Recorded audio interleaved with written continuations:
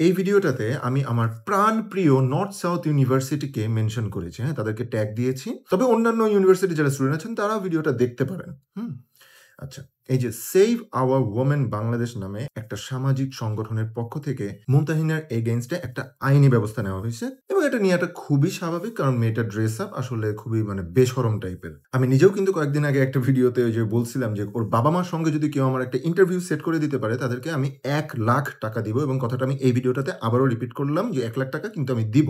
হ্যাঁ? কারণ আমার আসলে তার পারিবারিক শিক্ষা সম্পর্কে জানার খুবই ইচ্ছা যে ওর বাবা-মাও কি এরকম কিনা। আচ্ছা, এইবার আমি বলি যে কেন আমি আমার প্রাণপ্রিয় নর্থ সাউথ ইউনিভার্সিটিকে এই ভিডিওটাতে মেনশন করেছি, just to give them a notification যে being an alumni of NSU, I beg you guys, please do not turn North South University into North Slut University.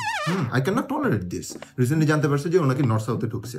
So আমি NSU অথরিটিকে একটা কথা বলতেছি যে ওর কিন্তু আসলে ওই কাভার্ড অবস্থায় চলাফেরা করা অভ্যাস নাই। হ্যাঁ, একটু বেশরম টাইপের, তো ওর জন্য আলাদা পারলে জামা কাপড় কিনে রাখেন।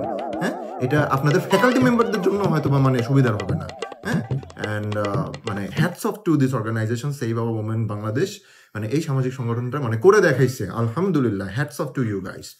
And last but not the least, আমার ওই ১,০০,০০০ টাকা কিন্তু এখনো ধরা আছে। আমি ওই যে বলছিলাম যে ওর বাপ মার সঙ্গে ইন্টারভিউ সেট করে দিতে পারবে তাকে আমি ১,০০,০০০ টাকা দিব।